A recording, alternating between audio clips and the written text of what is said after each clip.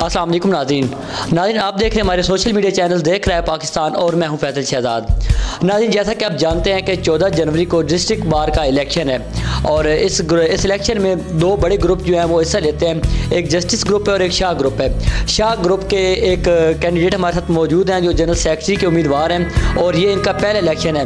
यहाँ पर एक बात ये मैं मेंशन करता चलूँ कि शाह ग्रुप मुसलसल चौथी बार इलेक्शन जीत रहा है। ज़मीर हुसैन शिराजी साहब हमारे साथ मौजूद हैं जो कि जनरल सेक्रेटरी के उम्मीदवार हैं। इनसे बात करते हैं, इनसे पूछते हैं कि इनका ग्रुप मुसलसल चौथी बार जीत रहा है, अब तक इन्होंने क्या कुछ परफॉर्म किया है और आने वाले दिनों में इनकी अगर ये इलेक्शन जीत जाते हैं तो इनकी क्या प्लानिंग है, किस तरीके से ये वकीलों की वेलफेयर के लिए, लायर्स वेलफेयर के लिए काम करेंगे। अस्सलाम वालेकुम सर। वालेकुम अस्सलाम। जी फैसल। अच्छा सर, सबसे पहले तो हमारे जो नाज़रीन हैं उनको अपने बारे में बताएं कि आपको कितना अर्सा हो गया इस फील्ड में और आप क्या करना चाह रहे हैं, आपका मैनिफेस्टो क्या है। फैसल भाई, मैं 2013 में रेगुलर बार में इनरोल्ड हूँ और उसके बाद मुसलसल बार में बतौर प्रैक्टिशनर वकील काम कर रहा हूँ। तो जहाँ तक ये पॉलिटिक्स में आने का तल्लक है तो वो जिस चैम्बर पे मैं आया सैयद तैयब हुसैन शिराजी साहब के उस वक्त सिटिंग प्रेसिडेंट थे और उनके साथ ही काम किया और ग्रुप के साथ काम करता रहा। अब ग्रुप ने मुझ पे मोहब्बत की, मुझ पे शफ़क़त की, उन्होंने मुझको अपना कैंडिडेट नामज़द किया है। तो इंशाअल्लाह ताला बतौर कैंडिडेट जो मेरे ओपोनेंट हैं उनसे मैं प्रोफेशनल लिहाज से भी बिल्कुल फिट हूँ। और रहेगी बात जो आगे काम करने वाली, तो मेरे कुछ दरीना ख्वाब हैं जो मैं इस बार की खिदमत करना चाहता हूँ। उनमें सबसे बड़ा है, एक है वकला कम्प्लेक्स। मेरे जितने जूनियर भाई हैं वकला हैं, मैं उनके लिए वकला कम्प्लेक्स बनवाना चाहता हूँ ताकि उनके पास अपना इंडिपेंडेंट चैम्बर हो, वो अपने चैम्बर में बैठ के इज़्ज़त के साथ अपना काम कर सकें। दूसरा, इंशाअल्लाह वकला के लिए न्यू बार रूम का क्या, उसके लिए मैं इंशाअल्लाह गवर्नमेंट से अपील करके रिक्वेस्ट करके वहाँ से फ़ंड मंगवा के तो एक नया कम्प्लेक्स तमीर करवाना चाहता हूँ जो आज के दौर के मुताबिक हो। और साथ में हमारी जो कचहरी के दूसरे मसले हैं, छोटे छोटे लाइट का बहुत बड़ा इलेक्ट्रिसिटी का मसला है, मैं उस पर काम करना चाहता हूँ कि जो वोल्टेज का मसला जो आ रहा है। और दूसरा, बार के अंदर डेवलपमेंट, तो इंशाअल्लाह ताला अल्लाह ने खिदमत का मौका दिया तो मैं बार के अंदर जो है डेवलपमेंट में रोज़ जितने हैं ये सारे इंशाअल्लाह वो करवाऊँगा। लाइट का मसला और सबसे अहम मसला जो है अदालतों में, जो मेरे नौजवान वकला अदालतों में आते हैं उनके लिए काम का बड़ा सा मसला है। वहाँ पे जो हमारे कमीशन फ़ीस चलती है, जो लोकल कमीशन होती हैं, इसके अलावा जो एविडेंस पे लिखने पे मेरे वकला होते हैं उनकी इंशाअल्लाह फ़ीस में भी इजाफ़ा करवाया जाएगा। और साथ साथ उनके लिए एक बाकायदा तौर पे जो नए इनरोल्ड होने वाले वकला मेरे दोस्त भाई होंगे उनके लिए बाकायदा एक लेक्चर का एहतमाम किया जाएगा जिसमें हमारे सीनियर जजेस और सीनियर वकला साहिबान आकर उस पर लेक्चर दिया करेंगे। अच्छा, जिस ग्रुप से आप इलेक्शन लड़ रहे हैं, आपने बताया कि मुसलसल 4 बार जीत चुका है, तो ओबियसली उस पर अब तमाम वकीलों का अतमाद भी है, तो अब तक उस ग्रुप ने क्या कुछ परफॉर्म किया, क्या कुछ डिलीवर किया है। मैं इस पर गुजारिश करता हूँ। बेसिकली जो सैयद गुलाम बादशाह बुखारी ग्रुप है, इसके साथ Malak Mohammad Afzal Farooqa advocate supreme court of Pakistan, वो ग्रुप भी हमारे साथ अलाइंस में शामिल है। और अलफरासत लायर फोरम जो मेरे साथ, जिनके प्रेसिडेंट भी है राना ज़फ़र यासीन साहब, वो भी हमारे साथ शामिल है। मलक मोहम्मद अफजल फ़रूका साहब का सिटिंग सेक्रेटरी उनका बेटा है और मलिक शफ़क़त अवान साहब जो है वो बादशाह ग्रुप के हमारे मौजूदा सदर भी हैं। तो पिछले पाँच साल में मुसलसल हम सेक्रेटरी पे जीत रहे हैं और सदर पे अल्हम्दुलिल्लाह 4 साल से जीत रहे हैं। और वो इस बात की वाज़िया दलील है कि वकला का हम पे एतमाद है, जो हम उनकी खिदमत कर रहे हैं। दिन रात हमारी कम्यूनिटी उनकी खिदमत कर रही है, हमारे बड़े जो लीडरान हैं उनकी खिदमत कर रहे हैं।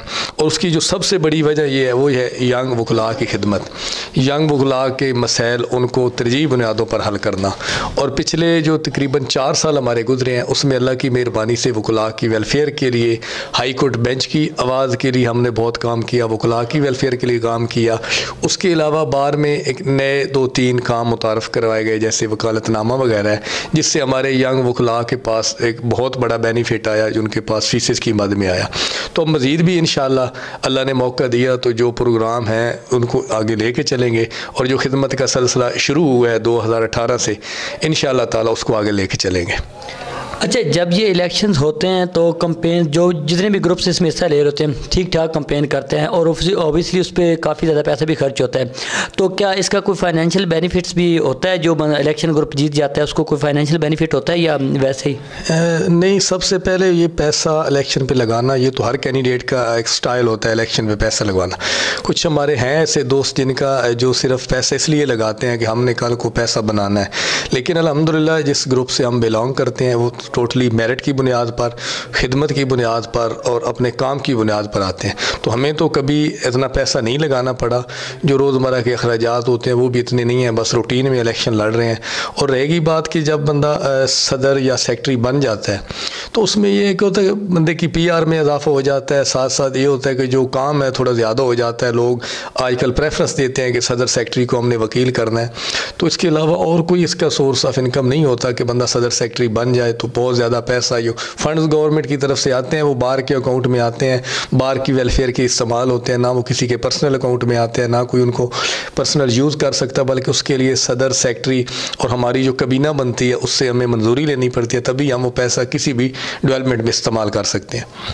अच्छा ठीक है, आखिरी सवाल मेरा आपसे कि ये जो वोटर्स हैं आपके, जिन्होंने आप लोगों को वोट करना है, उनके लिए आप कोई मैसेज देना चाहें? जी, मेरी जो हम्बल सबमिशन है, हमारी बार अल्हम्दुलिल्लाह 3400 प्लस हो चुकी है और हमारे वोटर बड़े दूर दराज इलाकों में रहते हैं, लाहौर में भी रहते हैं, इस्लामाबाद भी रहते हैं और यहाँ पे भी रहते हैं, सरगोदा की मुख्तलिफ़ तहसीलों में। तो मेरी उनसे बस हम्बल सबमिशन है कि वो 14 जनवरी को वोट कास्ट करें, आएँ, मेरिट देखें, अपने तौर पे पता करें कि किस कैंडिडेट का मेरिट बनता है, टोटली खालिस्तन मेरिट की बुनियाद पे वोट कास्ट करें, ना कि किसी शख्सियत की बुनियाद पर, ना किसी के कहने पे। अब ख़ुद क्यों वकला कम्यूनिटी पढ़ी लिखी कम्यूनिटी और उनको चाहिए कि वोट सिर्फ़ और सिर्फ मेरिट की बुनियाद पे कास्ट करना चाहिए।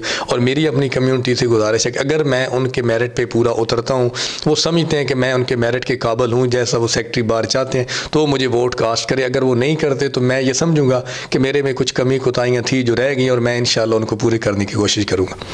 जी बहुत शुक्रिया आपका और best of luck for your election.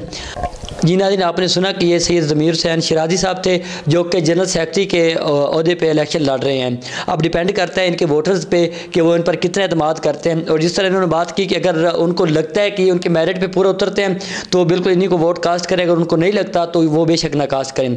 आज की इस वीडियो में इतने ही, मिलते अपनी किसी नेक्स्ट वीडियो में। तब तक अपना और अपने मुल्क का ढेर सारा ख्याल रखिए। पाकिस्तान जिंदाबाद।